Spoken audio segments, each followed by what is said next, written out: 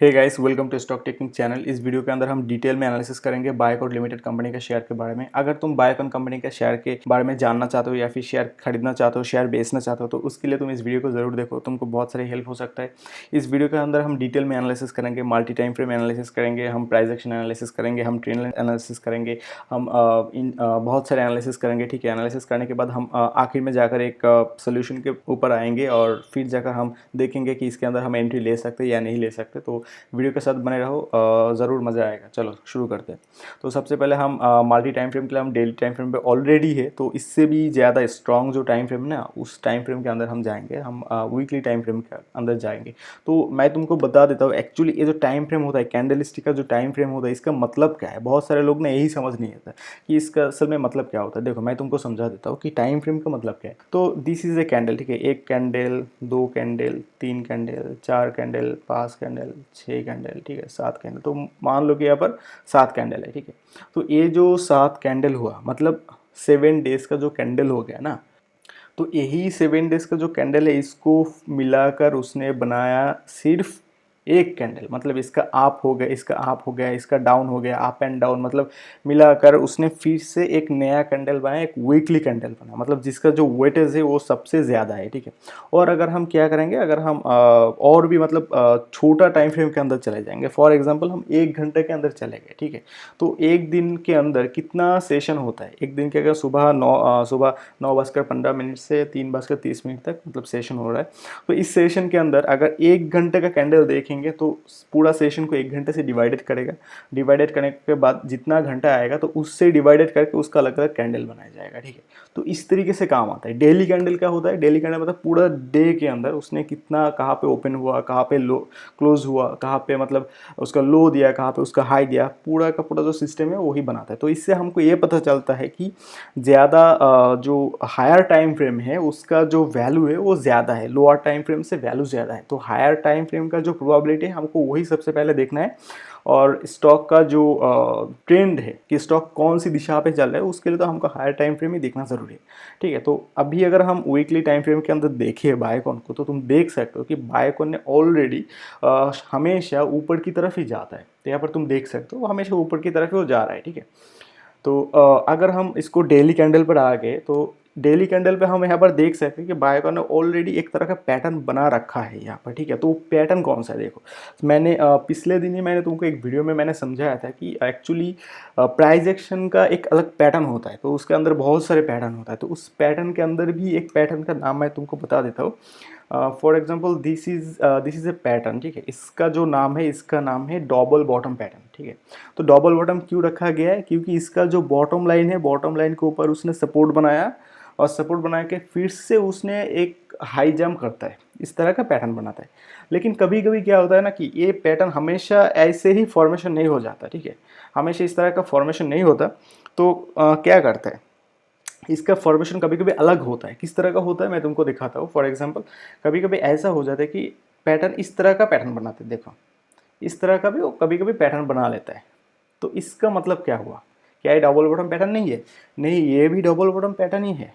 अगर तुम इसको अगर देखो तो ये भी एक डबल बॉटम पैटर्न ही बनता है, ठीक है। तो इससे हमको यही पता चलता है कि हमेशा पैटर्न सेम टू सेम तरीके से वर्क करेगा, इसका कोई मतलब नहीं बनता। तो डबल बॉटम पैटर्न के अंदर एंट्री लेने का दो ही जगह है। कौन सी जगह है मैं तुमको दिखा देता हूँ, एक सेकेंड। इसके अंदर एंट्री लेने का दो जगह होता है। नंबर वन, इस तरह का हम एक ट्रेन लाइन बनाएंगे और ट्रेन लाइन के बनाने के बाद हम इस तरह का जगह, मतलब उसका जो ये वाला जो एरिया है, इसके अंदर हम एंट्री ले सकते हैं। और दूसरी एक जगह है, वहाँ पर भी हम एंट्री ले सकते हैं। वो कौन सी जगह है मैं तुमको दिखा देता हूँ। अगर मैं मिडिल के अंदर एक लाइन बनाऊँ तो तुम यहाँ पर देख सकते हो, इस जगह पे भी तुम एंट्री ले सकते हो, ठीक है। इसका भी एक कंफर्मेशन देता है प्राइस एक्शन थ्योरी कि तुम इस जगह पे भी एंट्री ले सकते हो। लेकिन ज़्यादा अच्छा होता है इस जगह पे एंट्री लेना, इससे ज़्यादा प्रॉफिट होता है। लेकिन जो भी हो, दिस पैटर्न इज़ वर्केबल। ये हमेशा वर्क करता है, मतलब ज़्यादा से ज़्यादा टाइम वर्क करता है। तो मुझे लगता है कि बायोकॉन के अंदर इसी तरह का एक पैटर्न फॉर्मेशन हो चुका है, ठीक है। तो वही पैटर्न को हम सबसे पहले देखते चलो। तो यहाँ पर तुम देख सकते हो इसका जो पैटर्न है। तुम यहाँ पर मतलब क्या तुमको कोई पैटर्न समझ में आ रहा है? तुम एक चार्ट, इस चार्ट को ना तुम ध्यान से देखो, मतलब तुमको कोई पैटर्न समझ में आ रहा है? देखो देखो, थोड़ा ध्यान से देखो। आई होप तुमको समझ में आ गया कि इसके अंदर भी उसने एक पैटर्न बनाया। तो मैं तुमको दिखा देता हूँ किस तरह का पैटर्न। देखो इस तरह का उसने एक पैटर्न बनाया, देखो सेम टू सेम इस तरह का एक पैटर्न बनाया, ठीक है।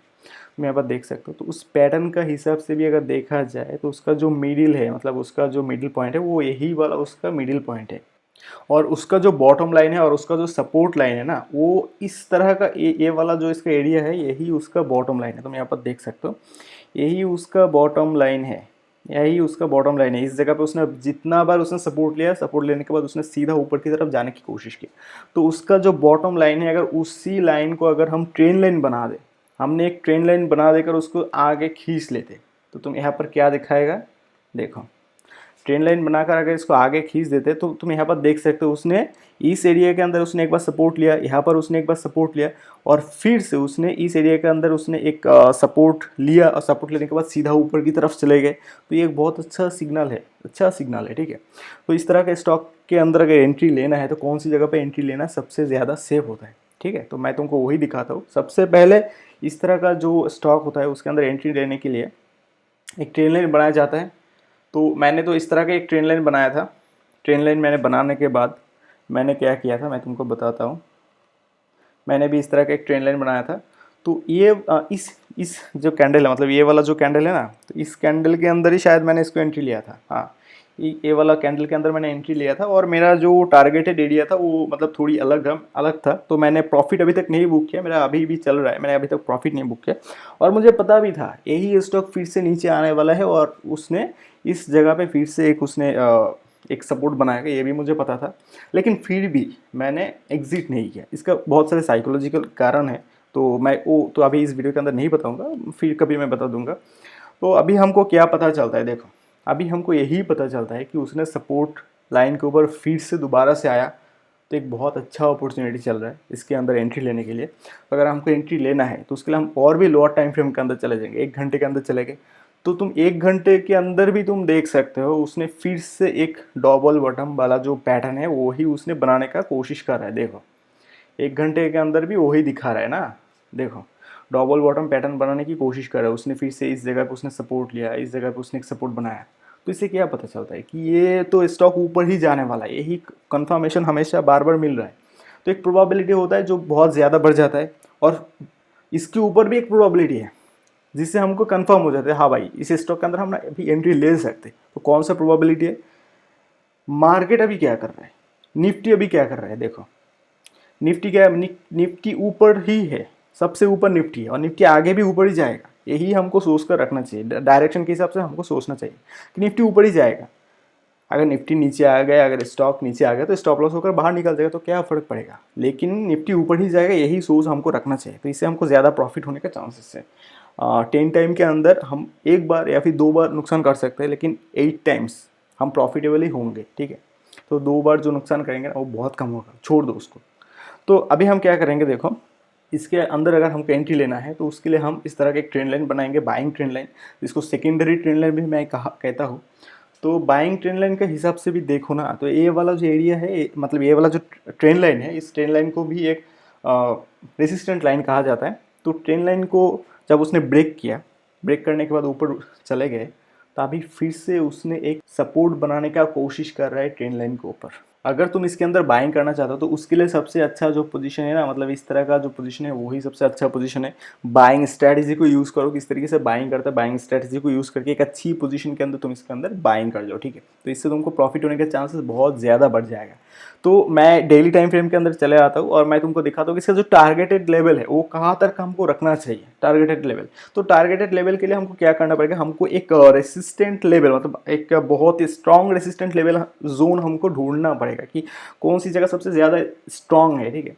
तो सबसे पहले हम देखते हैं कि इसका जो पास ही एक रेसिस्टेंट जोन है वो यही है, ठीक है। मतलब ये वाला जो एरिया है वो इसका बहुत स्ट्रॉन्ग रेसिस्टेंट है, क्योंकि उसने इस जगह से एक डाउन हो गया, ठीक है, इस जगह से उसने फिर से डाउन हो गया, देख सकते हो इस जगह से फिर से डाउन हो गया, इस जगह से उसने फिर से डाउन हो गया। मतलब ये वाला जो एरिया ना ये तो बहुत ही ज़्यादा उसका एक रेसिस्टेंट लेवल है, मतलब पावरफुल रेसिस्टेंट लेवल। तो अगर ऐसा हो जाए, स्टॉक ने क्या करेगा, अगर इस तरह से ऊपर उठना शुरू करे ना तो वो तो सीधा ऊपर ही तो चले जाएगा। लेकिन कहाँ तक जा सकते हैं, मतलब एक टारगेटेड जो विजन है हम कहाँ तक रख सकते हैं। तो इन्वेस्टमेंट के लिए तो अलग बात है, लेकिन शॉर्ट टर्म स्विंग के लिए क्या कर सकते हैं हम, एक दूसरा स्ट्रॉन्ग रेसिस्टेंट वाला एक सपोर्टेड एरिया, मतलब प्रीवियस में कोई सपोर्ट था, अभी उसका रेसिस्टेंट बन सकता है। तो इस तरह का हमको कोई जोन ढूंढना पड़ेगा। तो वो वाला जोन कौन सा है मैं तुमको दिखाता हूँ। अगर मैं चार्ट को मतलब डेटा को थोड़ी बिग बना देता हूँ तो तुम देख सकते हो कि इसका जो ये वाला जो इसका एरिया था ना, ये इस एरिया से उसने एक रेसिस्टेंट बनाया था, तो उसने डाउन हो गया फिर से, और यही एरिया के अंदर उसने फिर से एक सपोर्ट बनाया था। सपोर्ट बनाने के बाद में इससे गिर गया, ठीक है। तो उससे हम कह सकते हैं कि भाई ये वाला जो जोन है, क्या ये उसका एक रेसिस्टेंट लेवल नहीं हो सकता? थोड़ा सोचो, तुमको क्या लगता है? जो भी हो, तुम अच्छी तरीके से सोचो। अगर तुम इसके अंदर एंट्री लेना चाहते हो तो मैंने तुमको बता दिया कौन सी एरिया सबसे ज़्यादा सेफ है, तो तुम उस एरिया के अंदर बाइंग स्ट्रैटेजी को यूज़ करो तुम्हारा।